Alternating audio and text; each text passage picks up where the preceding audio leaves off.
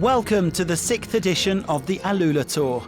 This race always attracts some of the world's top sprinters, and 2026 is no exception. I'm really happy to be back here. I had some really good memories here. Is Jonathan Milan going to take it? I don't know if you remember, but before that race, you were on the track and you turned around to me and said, I'm going to be one of the top sprinters in the world. That's my plan. Jonathan Milan firing to try and win his first ever stage of the Tour de France. Whoa! It was always my goal to become one of the best ones. Now we are, I think, on the way. Among the GC contenders are Alan Hatherley, who finished 6th last year, and 21-year-old hotshot Jan Christen. Last year you had 2 podiums on some of the stages. Coming back for more of the same? It's a nice race. I think it suits me well. We've come with a really strong team. I think we have a good shot for GC, 100%. And yeah, I think our biggest competitors probably would be Jan Christen. I think he's the big standout. I'm super excited to start the season again. What do you know about this race? Well, it's a lot of wind and 2 hard stages, and the last stage can be quite exciting. Well, it's some good competitors here, but we focus on ourselves. We have a super strong team here, and we try to play the cards right.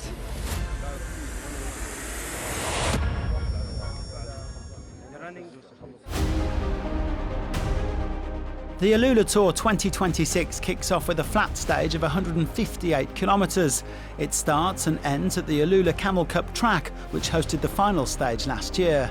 There'll be a couple of intermediate active sprints during the day, counting towards the orange jersey for the most active rider, plus a bonus sprint with just under 9k to go, 3, 2 and 1 seconds available for the top 3. A sprinter will no doubt be pulling on the first leader's jersey this afternoon, and Jonathan Milan is the man to beat.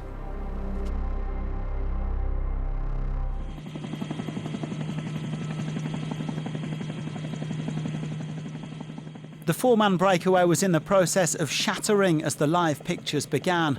2 of the Oman national team members, Syed Al-Rabi and Mohammed Al-Wahibi, had already been caught, leaving just 2 men at the front.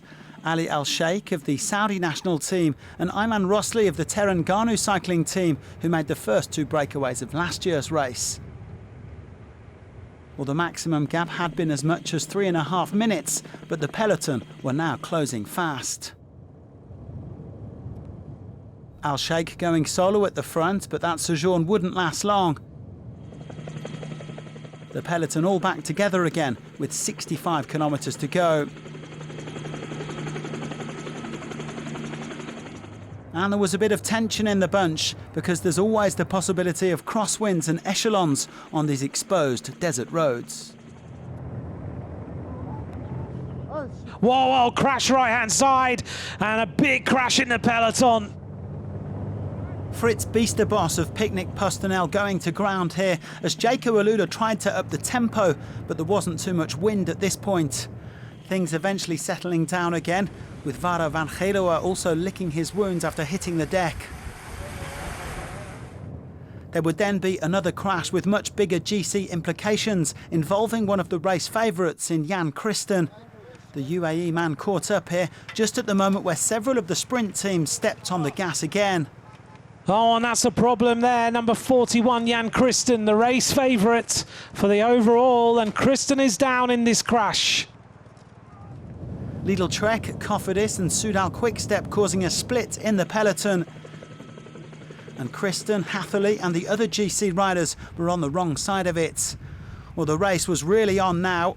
18 riders in this front group, including the sprinters Jonathan Milan, Phil Bauhaus, a former winner of this race, Fabio Jakobsen, Milan Fretin and Fernando Gaviria.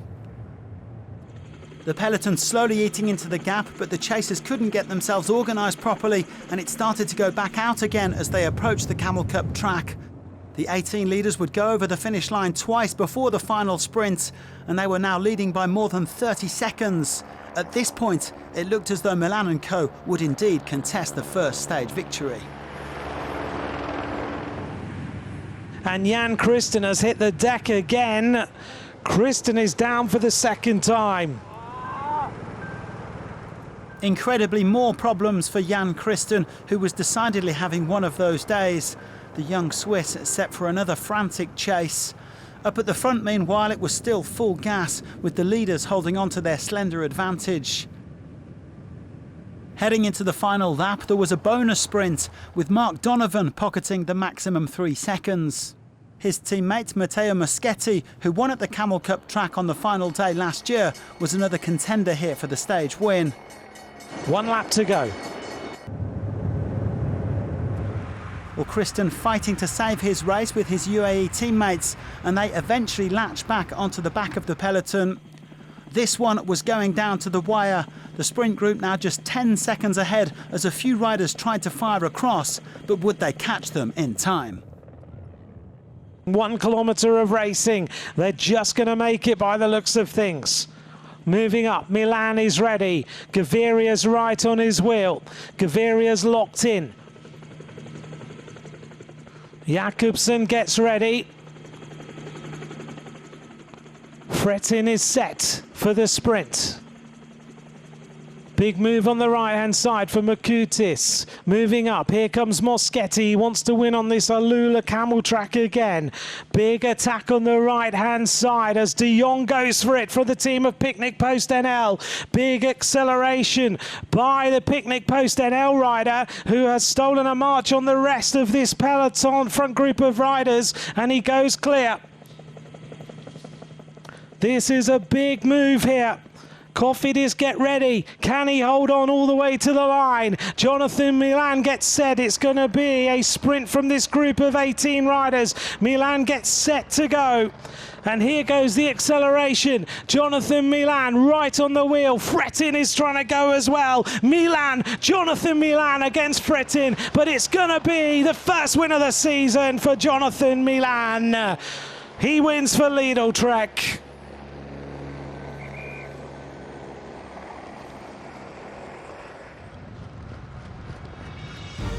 As we saw at the start of the programme, Jonathan Milan took one of his first road wins here at the AlUla Tour in 2023 before becoming one of the top sprinters in the world.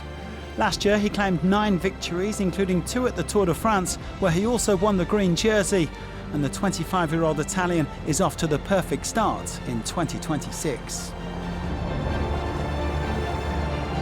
It was a bit tricky, you know, when we are not that many in the front. It's always, you can expect always everything. Maybe a little group of 3-4 riders, they attack and then you're not able to catch them anymore.